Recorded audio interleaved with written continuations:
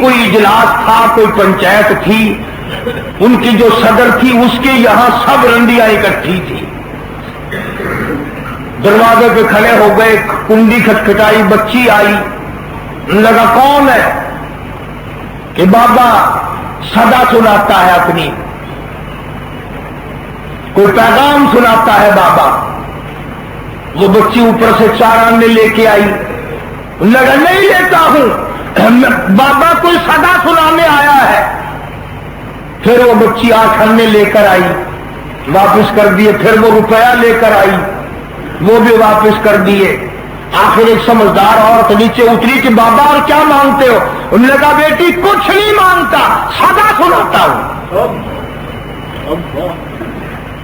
اس نے اوپر جا کے کہا کوئی بابا ہے، چلو 2 منٹ مذاق ہوگا، دل لگی ہوگی، کہتا صدا سناؤں گا، بلا لو.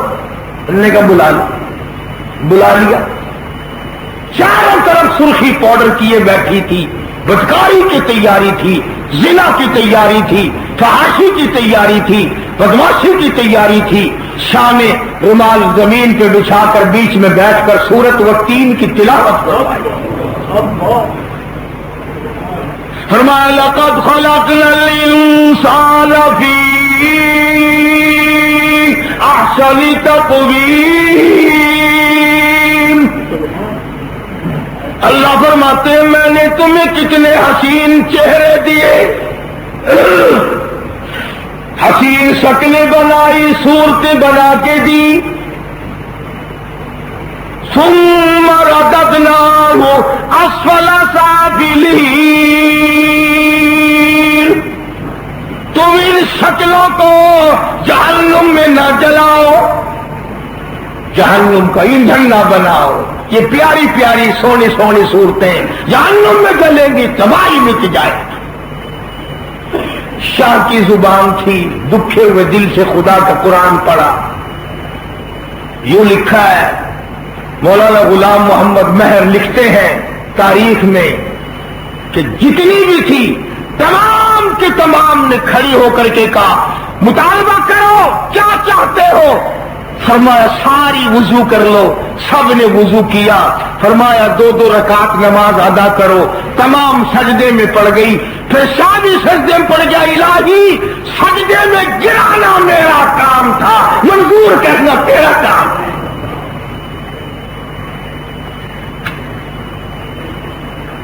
تمام طوائفوں نے توبہ کر لی.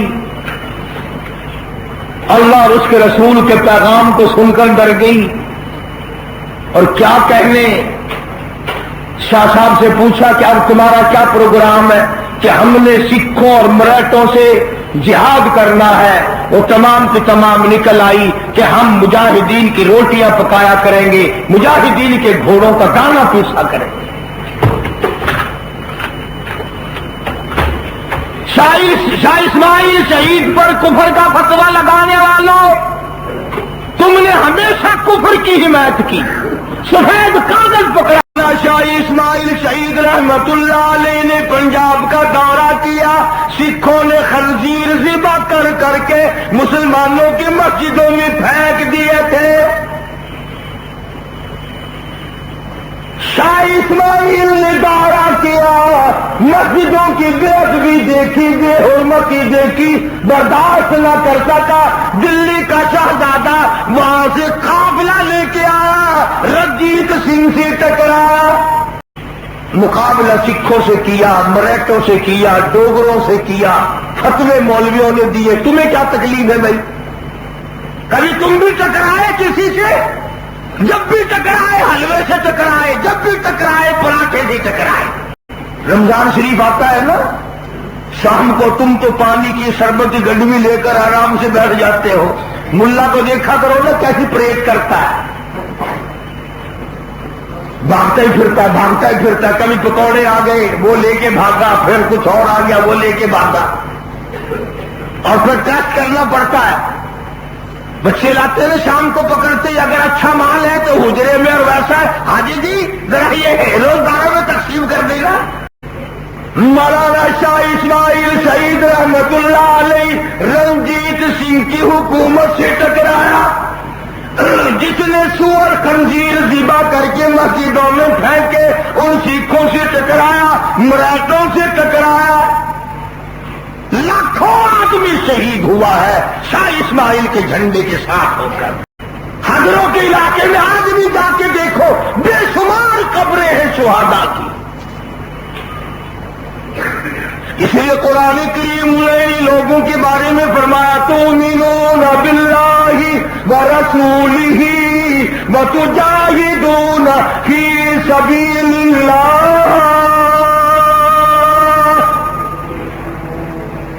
اللہ اور اس کے رسول پہ ایمان رکھنے والوں، آؤ میدان میں، کفر نے اسلام کو للکارا ہے، مقابلے میں آؤ۔ مراٹھوں کی حکومت سے شاہ ٹکرایا، بدعتیوں سے شاہ ٹکرایا، سکھوں سے شاہ ٹکرایا، جوگروں کی حکومت سے شاہ ٹکرایا، اور آج سے 200 سال پہلے شاہ مبارک ہو تیری فہم پر، تیرے ادراک پر، تیری سمجھ پر، سارا پنجاب چھوڑ کر کشمیر میں جا کے حملہ کیا۔ شاہ کی سوچ یہ تھی کہ کشمیر جس کے قبضے میں آ جائے گا بر صغیر اسی کا بن جائے گا، چنانچہ آج پاکستان کو کشمیر نہ ہونے کی وجہ سے لنگڑا بنا رکھا ہے۔ شاہ اسماعیل شہید کی روح نے یہ محسوس کیا کہ کشمیر اگر قابو قبضے میں آ جائے پھر بر صغیر کو قبضے میں کرنا کوئی مشکل نہیں۔ چنانچہ بالا کوٹ کی پہاڑیوں تک لڑتے لڑتے جہاد کرتے کرتے پہنچے۔ شاہ اسماعیل قرب مبارک کو مسلمانوں نے غداری کی سکھائے۔ شاہ اسماعیل شہید رحمت اللہ علیہ کو بالا کوٹ کی پہاڑیوں کی چوٹیوں پہ شہید کر دیا گیا۔ مولانا سید احمد بریلوی رحمت اللہ علیہ کو بھی، جو شاہ اسماعیل کا پیر ہے، بزرگ ہے، ان کو بھی، بلکہ ان کا سر قلم کر کے گڑی حبیب اللہ کئی میل کے فاصلے پہ ہے، بالا کوٹ سے وہاں دفن کیا، گھر یہاں بالا کوٹ میں دفن کیا، اور شاہ اسماعیل کا مزار پہاڑ کے اوپر ہے، وہاں شہید کیا۔ حدیث پاک میں آتا ہے کہ شہید کی نشانی کیا ہے، شہید کی علامت کیا ہے۔ چنانچہ ارشاد ہے حضور کریم صلی اللہ علیہ وسلم کا کہ شہید کی قبر کے پاس سے خس عطر کی خوشبو آتی ہے۔ چنانچہ جا کے دیکھو، خضرا پودینہ، 4 رنگوں کا پودینہ، سبز، لال، ہرا، گلابی، 4 رنگ کا پودینہ قد آدم بغیر کسی کی کاشت کیے ہوئے پہاڑ کے دامن میں چاروں طرف کھڑا ہے، اور جب ہوا وہ پودینے سے خوشبو لے کر اڑاتی ہے، خط عطر کی بارش برستی ہے۔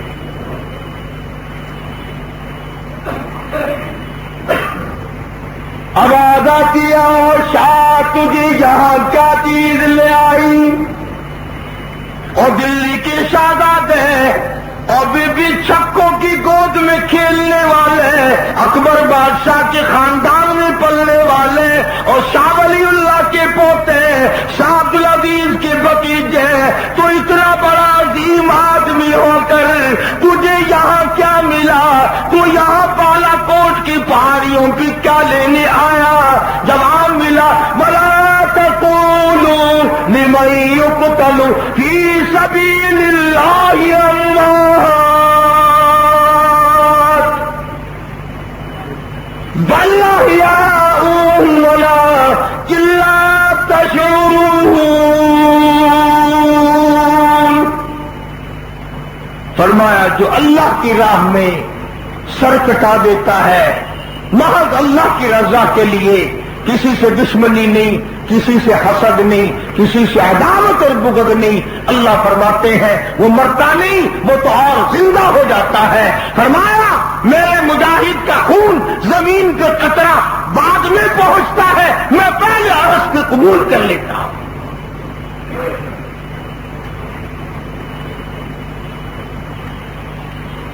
صحابہ اکرام رضوان اللہ تعالی علیہ مجمعین کی جماعت نے ساری عمر جنگ بدر ہے، جنگ احد ہے، جنگ خندق ہے، تبوک ہے، یرموک ہے، حنین ہے، جنگ موتا، نہ جانے کتنے جنگ خود حضور کریم صلی اللہ علیہ وسلم تشریف لے جاتے تھے۔ حضور نے فرمایا میری امت جب تک جہاد کرتی رہے گی اسے کوئی زیر نہیں کر سکے گا، اور جب امت جہاد چھوڑ دے گی پھر بزدل بن جائے گی، پھر مرے گی، ذلیل ہوگا۔ تو جو لوگ خود نیکی نہیں کر سکتے کم سے کم جنہوں نے نیکی کی ہے اس کو تو پسند فرماؤ۔ اب میری تو ہمت نہیں، اگر آپ میں سے کوئی اللہ کے نام پر جہاد کرے تو اس کو میں برا تو نہ کہوں۔ جنہوں نے اللہ کے نام پر شہادت کے پیالے پیے، جنہوں نے اللہ کے نام پر اپنی جان کے ٹکڑے کرائے، جنہوں نے خون کا آخری قطرہ اللہ اور اس کے رسول کریم صلی اللہ علیہ وسلم کے فرمان کو نبھاتے ہوئے اس کو پورا کرتے ہوئے جس نے اپنے خون کا قطرہ بہا دیا، اس سے اچھا اس کائنات میں کون ہو سکتا ہے؟ ایک بات سے اندازہ لگائیں گے آپ کہ مجاہد کتنا عظیم ہوتا ہے۔ توجہ کریں، ابھی ہم نماز پڑھیں گے، آپ سنتیں بھی پڑھیں گے، فرض بھی پڑھیں گے، اگر سینہ قبلے کی طرف سے پھر گیا نماز ختم۔ سلام پھیرنے سے پہلے اگر آپ نے منہ یوں پھیر لیا نماز ختم۔ سجدے میں اگر پیروں کے دونوں انگوٹھے اوپر اٹھ گئے نماز ختم۔ اگر آپ نے بار بار کپڑے کو ہاتھ لگایا نماز میں تو نماز ختم۔ اگر آپ نماز میں ہنس پڑے تو نماز ختم، سینہ پھر گیا تو نماز ختم۔ مگر صحابہ کرام رضوان اللہ تعالی علیہ مجمعین کی جماعت جب جہاد کیا کرتی تھی، وہ کیا کہنا اس فوج کا جس کا کمانڈر کالی کملی والا ہو صلی اللہ علیہ وسلم۔ تو صحابہ نماز پڑھتے تھے نا، دو طبقے بن جاتے تھے مجاہدین کے، ایک طبقہ ایک قافلہ ایک گروہ جہاد میں شریک ہے، اور دوسرا کہ مدنی کریم صلی اللہ علیہ وسلم کے پیچھے کھڑا ہو کر ایک رکعت پڑھتا ہے۔ ایک رکعت پڑھ کر یہ جہاد میں چلے جاتے ہیں، وہ آ جاتے ہیں، وہ آ کر ایک رکعت پڑھتے ہیں۔ تلوار چلائی، گھوڑے پہ سوار ہوئے، کافروں کی گردنیں کاٹی، اپنی کٹا دی۔ اللہ پاک فرماتے ہیں او میرے مجاہدی، پیٹھ نہیں، سینہ نہیں، تو سارا بھی پھر گیا، تلوار چلاتا رہے، گردن کاٹتا رہے، اپنی گردن کٹواتا رہے، لہو بہاتا رہے، گھوڑے دوڑاتا رہے، اس لیے میرے لیے جہاد کر رہا ہے، میں تجھے نہیں ٹوٹتی۔ گھوڑا وہ نماز ہی میں کھڑا ہے۔ پھر یہ قافلہ چلا گیا، پھر آ کر دوسرے قافلے نے دوسری رکعت پڑھی، پھر وہ آ گیا، پھر آ کر کے اس نے اور رکعت پڑھی۔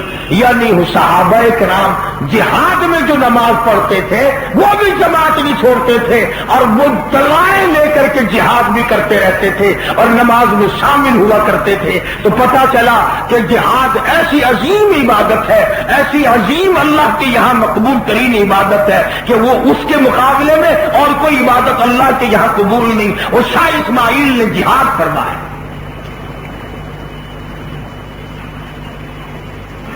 اور آج تک اس کی روح جہاد کر رہی ہے۔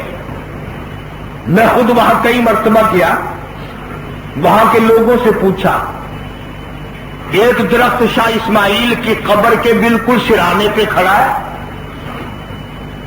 اور وہ درخت قد آدم بلند ہو کر یوں قبر پہ چھا گیا، جھک گیا، جیسے چھتری نہیں پھیل جاتی اس طرح پھیلنا ہے قبر کی طرف۔ ساری قبر کو اس نے اپنی آغوش میں لے لیا، اور بے شمار لوگوں سے سنا کہ اس علاقے میں جب کوئی بیمار ہو جاتا ہے اور کوئی بدعقیدہ اگر بتا دے کہ اس قبر پہ جا کے کپڑا باندھ دے تیرا بخار اتر جائے گا، فلانی بیماری دور ہو جائے گی، اگر کوئی عورت آ کر شاہ کی قبر پہ کھڑے ہوئے درختوں میں سے کسی کو آ کر ٹھیکڑی کپڑا باندھ جائے، پرندے جب تک چونچوں سے دھاگا دھاگا کر کے نہ لے جائیں چین نہیں کرتے، جانور